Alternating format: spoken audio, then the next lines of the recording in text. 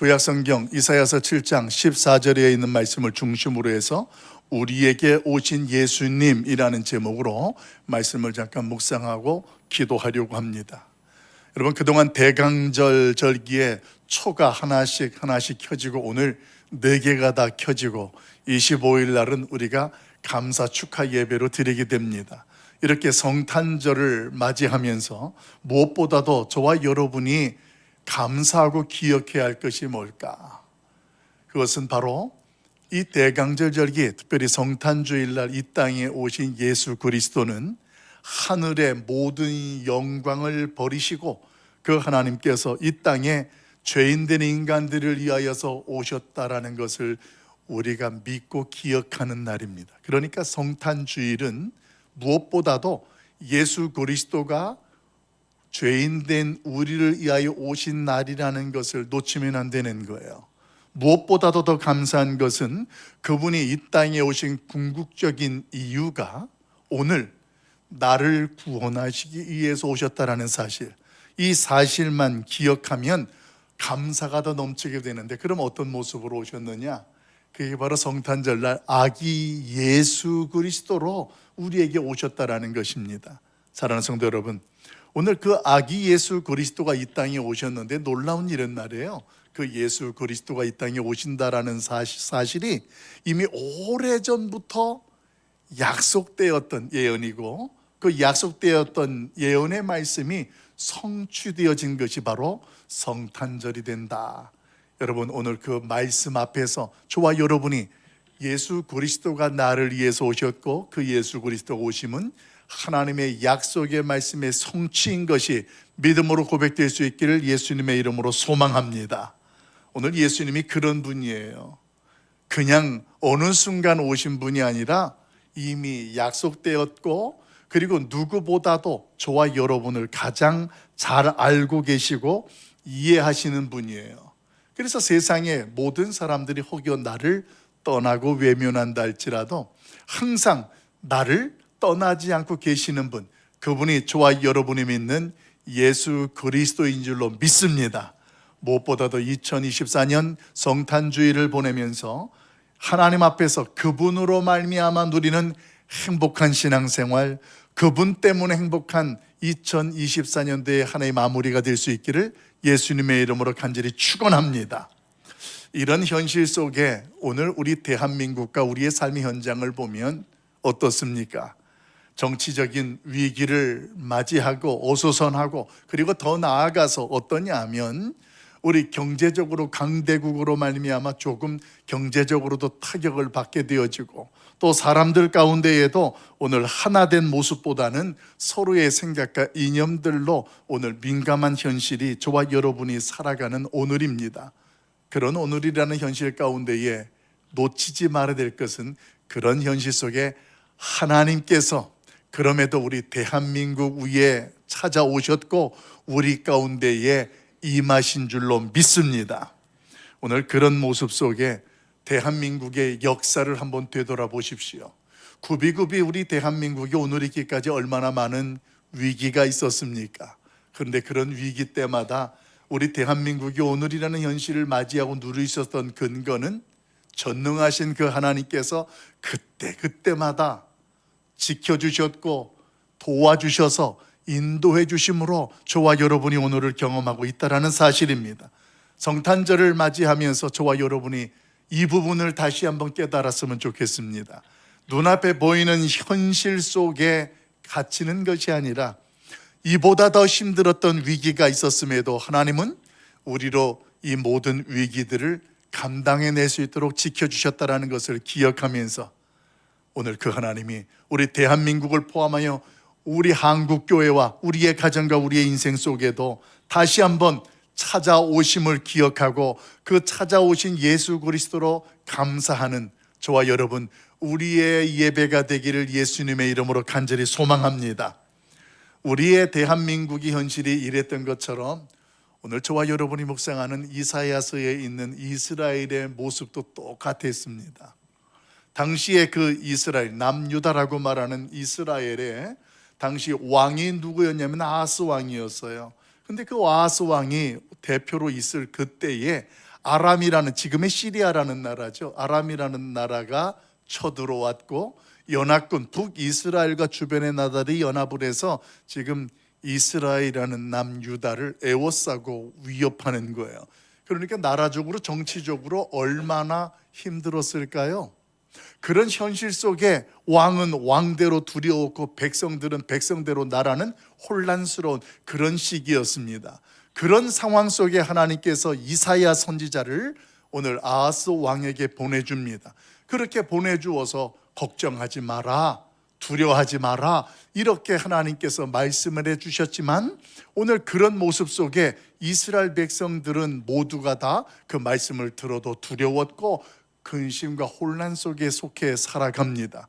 그게 바로 이 이사야서 7장 1절에서 10절까지 있는 내용이에요. 그러던 내용 속에 하나님께서 다시 이사야를 보내셔서 그 아하스 왕에게 말씀을 하시게 됩니다. 오늘 그 말씀을 하시게 되어지는 내용이 10절과 11절 이렇게 소개됩니다. 우리 같이 한번 읽어볼까요? 10절과 11절 말씀 같이 봅니다. 시작. 여호와께서 또 아하스에게 말씀하여 이르시되 너는 내 하나님 여호와께 한 징조를 구하되 깊은 데에서든지 높은 데에서든지 구하라 하시니. 아멘. 하나님께서 도와주시겠다, 하나님께서 너희를 지켜주시겠다라고 분명히 말씀을 전해주었음에도 불구하고 오늘 아하스 왕이나 백성들은 그 하나님의 말씀 앞에서 여전히 두려워하고 근심하는 현실 속에 하나님께서는 다시 이사야 선지자를 보내서 말씀하신 내용, 그 내용이 뭐냐면 저와 여러분이 읽었던 14절의 내용이 그런 정황 상황 속에 하나님이 하신 말씀이에요. 하나님의 약속의 말씀을 전해주어도 믿지 못하고 그 혼란과 위기 속에 두려워하는 그 나라와 백성들에게, 그리고 그 대표인 아하스 왕에게 하나님은 이사야 선지를 다시 보내서 한 가지 분명한 약속을 해주십니다. 오늘 그 약속의 핵심은 그렇죠. 처녀가 잉태하여 아들을 낳을 것이라, 이 말씀을 하십니다. 여러분, 그러면 이스라엘 백성들에게나 이 시대의 대한민국의 혼란스러운 위기 가운데에 하나님께서 오늘 예수 그리스도가 이 땅에 오실 것이다라는 그 말씀, 7장 14절에 있는 말씀을 우리에게 들려주시는데, 그러면 현실적으로 이 말씀은 저와 여러분에게 무엇을 전해주시는 메시지일까요? 오늘 그 말씀의 메시지의 내용을 함께 나누고 하나님 앞에 나아가려고 합니다. 우리 먼저 말씀 볼까요? 14절 말씀 같이 한번 읽어보도록 합니다. 같이 봐요. 시작. 그러므로 주께서 친히 징조를 너희에게 주실 것이라. 보라, 처녀가 잉태하여 아들을 낳을 것이요 그의 이름을 임마누엘이라 하리라. 아멘. 여러분, 우리는 해마다 해가 바뀌고 새해가 또 오면 올수록 그때마다 경험하는 것이 뭐냐면 바로 성탄절이에요. 이 성탄절이라는 것이 해마다 오다 보니까 우리가 그 성탄절을 대하는 모습이 어떤 모습이 되냐면 마치 이 성탄절이 과거에 예수 그리스도가 오심으로 오늘 우리가 기억하고 감사하는 과거의 성탄절로 자꾸만 인식한다라는 거예요. 근데 성경은 오늘 그 부분에 대해서 저와 여러분에게 분명하게 선언합니다. 뭐라고 선언하느냐? 예수 그리스도의 이 땅에 오심은 오늘 현재에 일어난 사건이라는 것을 깨달을 수 있길 예수님의 이름으로 축복합니다. 우리가 이 말씀을 묵상하면서 사실 주저하는 내용 중에 하나가 있어요. 그것은 뭐냐면 우리 인간의 이성적인 한계 안에서 오늘 이 7장 14절에 있는 말씀을 묵상하기 때문에 그렇습니다. 구체적으로 어떤 내용이냐면 처녀가 잉태를 하여서 아들을 낳는다라는 말씀을 읽다가 거기에서 멈추는 거예요. 왜 멈추게 되어져요? 아니, 어떻게 처녀가 아들을 잉태할 수 있느냐라는 거예요. 이건 지금 어디에서 우리가 출발되어진 내용이냐면 우리 인간이 가지고 있는 이성적인 한계에서 거기서 걸린 거예요. 이성적으로는 우리가 알고 있는 인간의 상식으로는 도무지 처녀는 아이를 잉태할 수가 없다라는 우리의 상식이잖아요. 그러다 보니까 오늘 성경 말씀을 듣거나 설교를 듣고 묵상을 해도 우리가 믿으려고 해요. 그래, 분명히 하나님이 말씀하셨으니까 그렇게 될 거야 하면서도 한편으로는 어떤 생각이 드냐면 오늘 그 예수 그리스도가 오셨다라는 것이 어떻게 상식적으로 어떻게 처녀가 잉태의 아들을 낳느냐라는 이야기에 자꾸만 머무르게 되는 거예요. 그러다 보니까 그게 나와 오늘이라는 현실 속에 연결되는 게 아니라 그냥 예전에 있었던 일, 과거로 그 성탄절 예수 그리스도가 오시는 이야기를 나와 거리감을 느끼게 되는 것입니다. 그런데 여러분, 오늘 그 부분에 대해서 저와 여러분이 분별해야 될 것은 7장 14절에 있는 핵심에 처녀가 잉태하여 아들을 낳는다라는 이 내용의 어떤 출생의 소식을 전해주는 차원을 뛰어넘어서 14절은 전하고 있다는 겁니다. 그러니까 태어날 것이다라는 소식이 다가 아니고 이건 하나의 하나님께서 우리에게 보여주시는 하나의 서론과 같은 것이고, 본질적인 것은 뭐냐면 처녀가 잉태하여 아들을 낳을 것인데 그 다음에가 본론이에요. 그 본론이 뭐예요? 오늘 그 이름을 임마누엘이라 하리라. 임마누엘이라 하리라는 말씀을 오늘 성경은 저와 여러분에게 해주고 싶은 것이 핵심이라는 것입니다. 여러분, 그 임마누엘이라는 뜻이 무슨 뜻입니까? 하나님이 우리와 함께 계신다라는 뜻입니다. 여러분, 과거형이 아니에요. 과거에 예수님이 오셨다라는 것을 추억하고 기억하는 성탄절이 아니라 하나님께서 오늘 예수 그리스도를 이 땅에 보내주시는데 처녀가 잉태하여 아들을 낳을 것인데, 이것은 뭐냐면 오늘 하나님께서 예수 그리스도를 이 땅에 보내시는 하나님의 일하시는 방식이에요.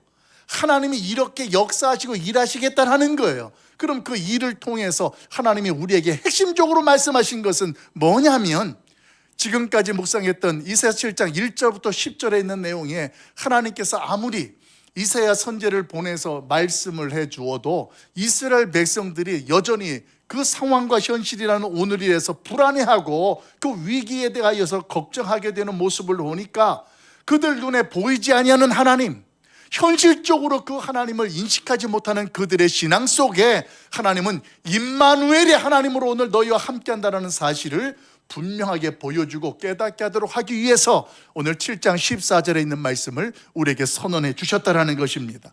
그러니까 이것은 하나님께서 예전에 함께 하셨다는 개념이 아니라 이스라엘 백성들에게도 지금 하나님이 함께 하신다, 그 말씀이고, 더 나아가서 2024년도 대한민국의 국가가, 경제가 어수선하고 혼란한 이 시기에도 우리 하나님께서 우리와 어떻게 하신다라는 거예요?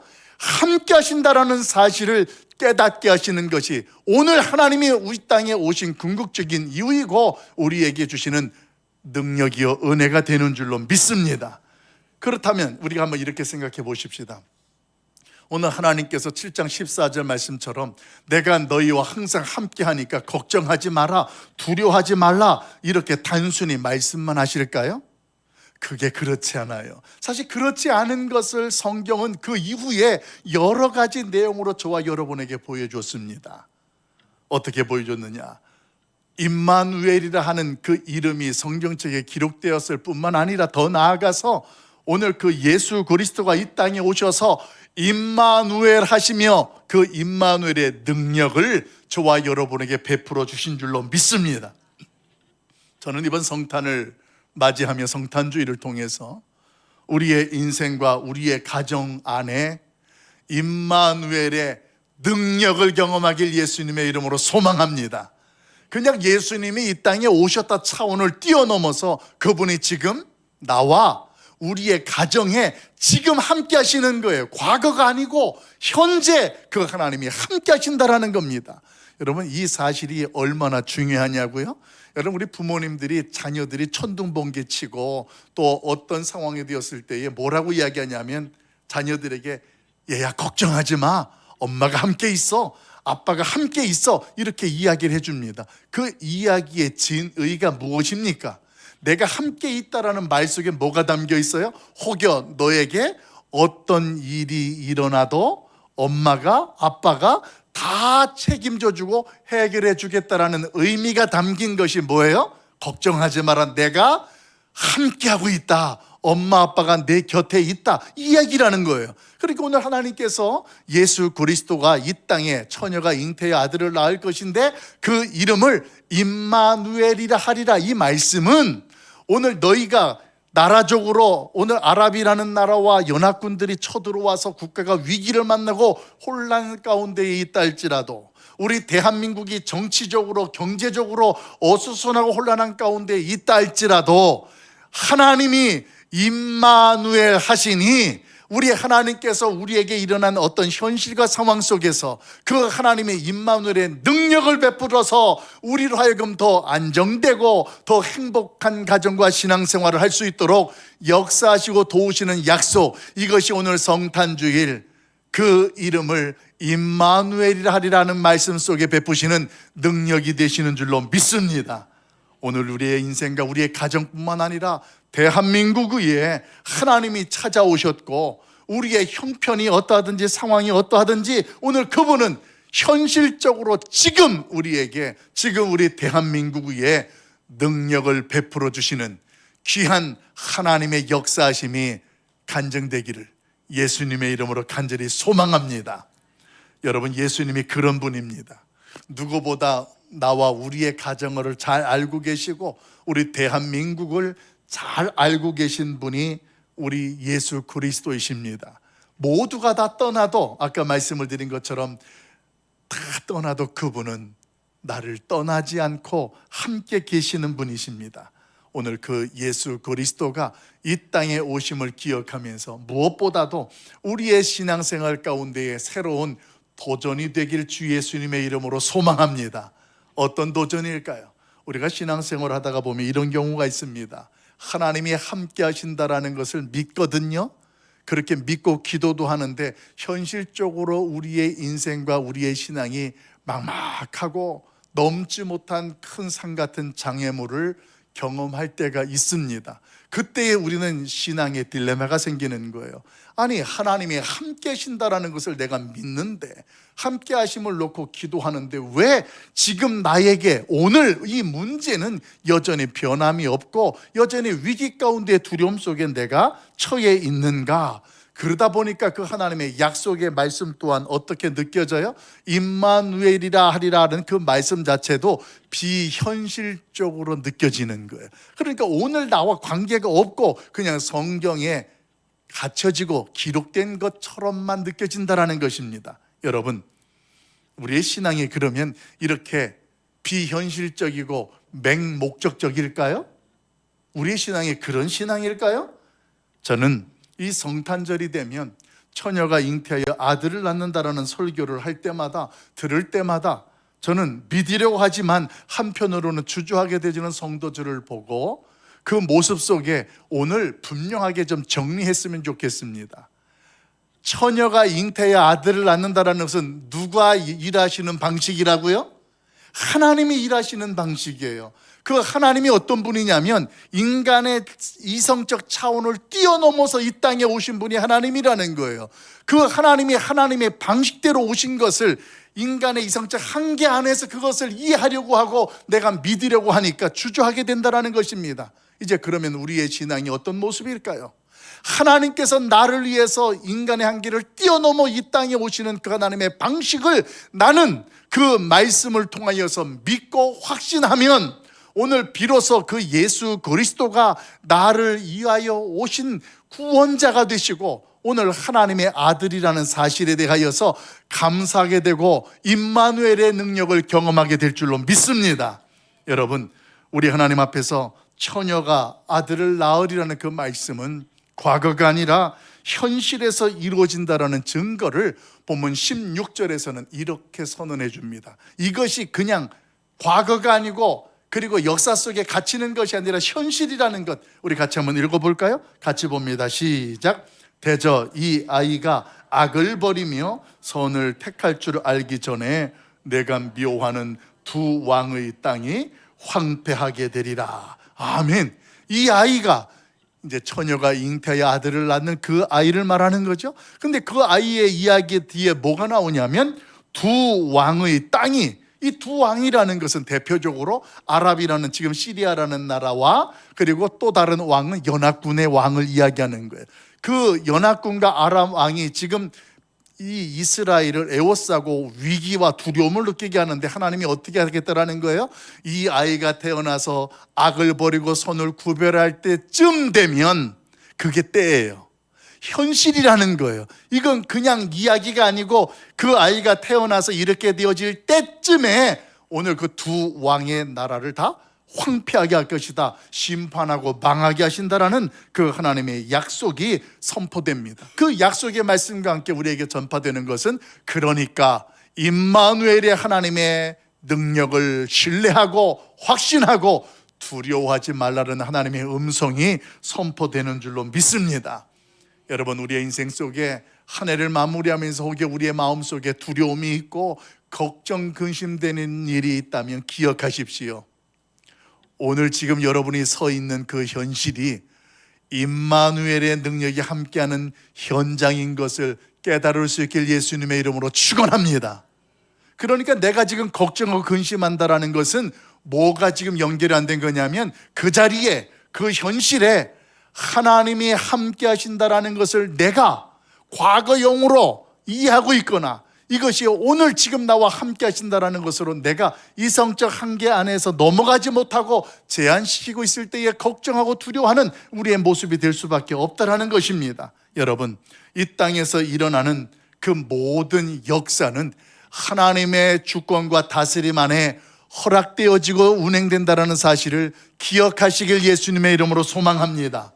그런 가운데 때로는 우리가 이해할 수 있고 또 쉽게 깨달을 수 있는 일들도 있지만, 어떤 경우는 하나님의 방식대로 주관적으로 일하실 때에는 우리가 도무지 이해가 안 되는 일들도 있다라는 것입니다. 그럴 때에 하나님의 백성들은 임마누엘의 능력을 확신하고 믿는다면 그 문제 앞에서 주저하는 것이 아니라 오히려 그 하나님의 능력을 믿고 확신하며 하나님 앞에 기뻐할 수 있는 은혜가 우리에게 있게 될 줄로 믿습니다. 여러분, 이 모습을 임마누엘의 핵심이라고 설명할 수 있는 거예요. 한번 여러분 스스로 돌이켜 보십시오. 예수 그리스도가 이 땅에 오셨고 그 예수 그리스도를 내가 영접하고 믿는데, 오늘 나의 신앙 속에, 나의 삶의 현장 속에 임마누엘이 희미하다, 그러면 예수님을 믿으면서도 두려운 거예요. 비현실적인 것처럼 느껴지는 거예요. 성경의 말씀을 읽으면서 어떻게 세상에 이런 일들이 일어날 수 있어? 이런 생각을 하게 된다는 것입니다. 여러분, 하나님의 일하시는 방식을 나의 수준에서 판단하거나 제한시키지 마십시오. 하나님은 하나님이시고 그 하나님이 인간의 수준에 맞추어서 오시는 방식인데, 그 방식을 저와 여러분이 이해하려고 했을 땐 그것은 믿음이 아니라 우리의 스스로의 계산이 될 수밖에 없습니다. 여러분, 이번 성탄절을 맞이하면서 아기 예수 그리스도가 이 땅에 처녀가 잉태하여 아들을 낳으리라는 그 말씀 앞에 이제는 하나님이 그렇게 역사하시고 일하셨구나, 그러면서 우리에게 임마누엘 하셨구나, 여기까지 나아가고 그 임마누엘의 능력을 경험하시기를 예수님의 이름으로 간절히 소망합니다. 그러면서 한 가지 더 묵상하고 싶어서, 그렇다면 임마누엘로 오신 그 예수 그리스도는 누구냐는 겁니다. 어떤 분이냐는 것입니다. 우리 같이 한번 읽어볼까요? 요한복음 20장 31절에는 이렇게 우리에게 선언해 줍니다. 같이 읽어봐요. 시작. 오직 이것을 기록함은 너희로 예수께서 하나님의 아들 그리스도이심을 믿게 하려 함이요, 또 너희로 믿고 그 이름을 힘입어 생명을 얻게 하려 함이니라. 아멘. 오직 이것을 기록함은, 이 말씀은 무엇을 설명하는 거냐면, 요한이라는 제자가 성경 말씀 요한복음을 기록하는데, 이 요한복음 성경을 기록하는 목적과 이유는, 이게 지금 이것을 기록한 것은 이렇게 시작하는 거예요. 그러면서 뭐라고 소개되어지냐면, 말씀 속에서 예수 그리스도가 이 땅에 오셨는데 그 예수 그리스도가 누구인지를 내가 분명하게 알려주기 위해서 이 책을 쓴다는 거예요. 그 핵심적인 내용이 예수님은 하나님의 아들 그리스도이시다. 할렐루야. 그 예수님이 누구인지를 요한은 요한복음 1장부터 해서 쫙 써내려가는데, 마지막에서 내가 이렇게 이런 내용들을 기록하는 목적은 우리에게 오신 그 예수 그리스도가 하나님의 아들 그리스도라는 것을 내가 너희에게 알게 하고, 그리고 더 나아가서 그것을 믿음으로 말미암아 너희에게 무엇이 있기를? 생명이 있기를 원하는 목적이다, 이렇게 선언합니다. 그러니까 내용이 두 가지로 정리가 되는 거죠. 예수 그리스도는 어떤 분이에요? 하나님의 아들 그리스도라는 것과, 그리고 누구든지 그 하나님의 아들 그리스도를 알고 믿으면 오늘 그 사람이 무엇을 얻게 되어져요? 생명을 얻게 되어진다. 생명이라는 것을 우리는 구원이라고도 말하고 영생이라고도 이야기합니다. 여러분, 우리가 예수 그리스도에 대해서 알면 알게 될수록 우리에게 나타나는 것이 크게 두 가지가 있어요. 그 첫째가 뭐냐면, 예수님에 대해서 깊이 알고 알아갈수록 내가 어떤 존재인지에 대해서 깨달아지게 되는 거예요. 내가 얼마나 존귀한 자인지를 알게 되는 거예요. 남편도 아내도 나를 무시하고 아이들도 제대로 인정하지 않는 그런 존재라고 느껴지지만, 하나님께서 나를 어떻게 여기셨느냐, 그 지구본을 보게 되어지면 대한민국이 요만해요. 그 대한민국의 서울은 점으로도 보일까? 그 점 속에 더 들어가서 여러분이 살고 있는 집에 여러분 한 사람을 하나님께서는 기억하시고 주목하셔서 찾아오셨다라는 거예요. 그렇게 저와 여러분이 그 예수 그리스도가 어떤 분인지를 알면 알수록 우리의 가치가 점점 더 존귀한 자로 깨달아지는 겁니다. 그리고 두 번째는, 그런 존귀한 자로서 살아가게 되어지게 되다 보니까 예수 그리스도로 말미암아 내가 완전히 다른 사람으로 변화가 되는 거예요. 성숙되게 된다라는 것입니다. 이것이 예수 그리스도를 알면 알수록 우리 가운데 나타나는 모습이에요.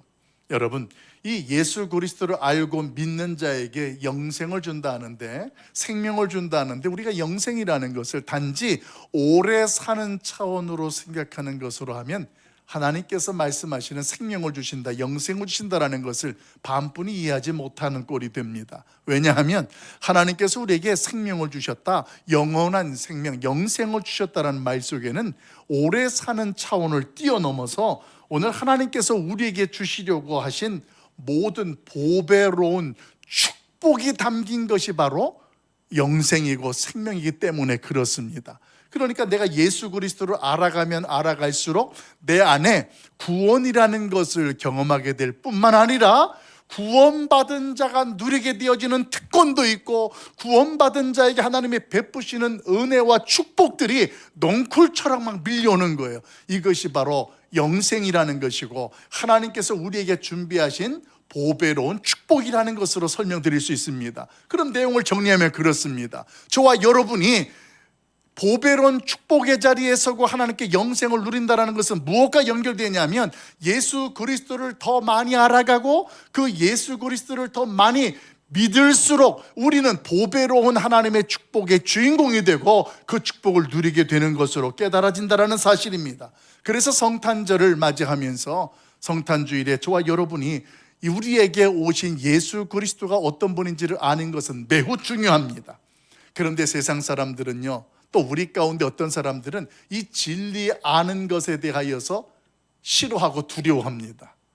예수 그리스도를 알면 알수록 나에게 이런 일들이 일어나는 것에 대한 진리를 사람들이 거부하는 거예요. 어떻게 거부할까요? 처음에 예수를 믿을 때에는 잘 몰랐는데 교회를 나가면 나갈수록 하지 말아야 될 게 너무 많고 내가 감당하고자 하는 것들이 너무 큰 거예요. 그래서 그런 현실 속에서 어떤 생각을 합니까? 내가 예수 그리스도를 알면 알수록 자신이 그동안 살아왔던 죄스러운 삶이 자꾸만 드러나는 거예요. 부끄러운 것들이 자꾸만 생각나는 겁니다. 그리고 그것이 죄라고 깨달아지고, 이 죄는 하나님 앞에서 내가 회개하고 용서받는 것이라는 것들을 알게 되니까, 이 죄스러운 삶이 드러나니까 사람들이 예수님을 더 많이 알아가는 것을 거부하는 거예요. 자기가 부끄러운 것들이 드러나니까 싫어하는 거예요. 여러분, 그게 이 땅에 살아가는 세상 사람들의 모습이에요. 예수 그리스도를 알려주고 그분이 우리의 죄를 용서하고 구원하기 위해서 오셨다 해도, 예수 믿으면 내가 교회를 다니면 너무 힘들어, 내가 좋아하는 것들도 못하고 내가 그동안 즐겨하던 것들도 하지 말아야 되고, 내가 왜 살면서 그런 신앙과 그런 모습을 살아야 돼? 이런 모습 속에 자기가 노출되고 드러나는 것들을 부끄러워한다는 것입니다. 그러나 오늘 예수 그리스도 앞에서 오늘 하나님이 예비하신 오늘 이 보배로운 축복의 자리에 서는 성도는 우리가 들춰지는 것들로부터 용서의 은혜를 누릴 뿐만 아니라, 오늘 그 하나님 앞에서 그 죄악에서부터 끊어지고 떠나게 되어지는 은총도 입게 될 줄로 믿습니다. 여러분, 이런 모습을 하나님 앞에서 저와 여러분은 새로운 피조물로 그 예수님과 새로운 관계를 맺게 되었다라는 거예요. 그래서 예수 그리스도를 나의 구원자라고 고백을 하고 하나님을 나의 아버지라고 말하는 것입니다. 여러분, 새로운 관계가 형성이 된다는 것은 마치 남녀가 만나서 부부라는 관계가 되어지면 그 다음부터 달라지는 것이 있어요. 어떤 것이 달라질까요? 그 다음부터 새로운 관계가 형성이 되면 서로에게 있어서 사랑의 간섭이라는 것을 하게 됩니다. 이것을 우리는 그 사람을 위하여 신경 쓰는 일이라고 하는데, 어떤 세상의 사람들은 그것은 예전에 내가 마음대로 하던 것들 속에 누군가가 개입하는 것으로 생각한다는 것입니다. 그러다가 또 어떤 두 번째 일들이 일어나냐면, 새로운 관계가 형성이 되면서부터 직접적으로 내 인생과 삶에 영향을 주기 시작합니다. 이것이 새로운 관계가 우리에게 주어지는 일들인데, 예수 그리스도를 내가 이 땅에 찾아오신 예수님을 영접하고 그분을 믿음으로 우리 안에 이런 새로운 관계가 형성이 되어지고, 우리는 새로운 영향을 받게 되어지고, 말씀을 통하여서 도전되어지고 간섭받는 것 같은 우리 안에서의 영적인 신앙생활이 시작된다는 것입니다. 여러분, 이제 여러분 어떻게 하시겠습니까? 이미 오래전에 저와 여러분을 위해서 하나님이 약속하신 것처럼 예수 그리스도가 하늘의 영광을 다 버리시고 이 땅에 오셔서 임마누엘 하고 계십니다. 오늘 임마누엘 하시는 그 하나님의 능력이 내 곁에 있는데, 오늘 눈에 보이는 내가 감당해야 될 그 어떤 것 때문에 하나님과의 새로운 관계에 대하여 주저하거나 또 임마누엘 하시는 그 하나님의 능력을 경험하지 못하는 그런 자리에 서 있지는 않습니까? 2024년도 성탄주의를 보내면서 오늘 그 하나님의 약속의 말씀, 내가 너를 위하여 처녀가 잉태의 아들을 낳을 것인데 오늘 그 이름이 임마누엘이라. 나를 위해서 그 하나님께서 임마누엘로 선언하시고 오늘도 나와 함께 하시는 그 하나님, 비록 내가 부족하고 죄스러운 삶이 드러난다 할지라도 이것들이 이번 성탄절에 깔끔하게 정리되어지고, 오히려 우리 하나님의 그 말씀이 나를 살아내고 성숙하게 하는, 그래서 내 안에 그 하나님 앞에서 보배로운 축복의 자리에서 기쁨이 넘치는 저와 여러분, 우리 모두가 될 수 있기를 예수님의 이름으로 간절히 축원합니다. 우리 자유에 인사할까요? 성탄주일 내 곁에 계신 그분에게 인사하는데, 메리 크리스마스, 메리 크리스마스. 예, 보배로운 자리에 함께하는 것이 축복입니다. 우리 같이 하나님 앞에 기도하겠습니다. 제가 기도합니다. 사랑 많으신 아버지 하나님, 우리 대한민국이 어수선할 때에 이번 성탄절을 통하여서 처녀가 잉태의 아들을 낳을 것이니 그 이름이 임마누엘이라리라 하는 말씀을 통하여 그런 현장과 그런 위기 가운데에도 함께 하신다는 하나님의 능력을 깨닫게 하신 아버지 하나님, 지난 2024년도 한 해를 돌이켜보면 우리 안에 두려움도 있었고 위기도 있었습니다. 그 상황 속에서도 하나님이 도와주셔서 오늘도 서게 하시고 누리게 하셨는데, 내일 때문에 두려워 걱정하는 우리의 모습이 있다면 임마누엘의 능력을 다시 한번 경험하게 하사 하나님 우리 안에서 넘쳐나는 그 기쁨, 이것이 성탄의 기쁨이 되게 하시고 하나님의 영광이 되게 하여 주시옵소서. 예수님의 이름으로 간절히 기도하옵나이다. 아멘.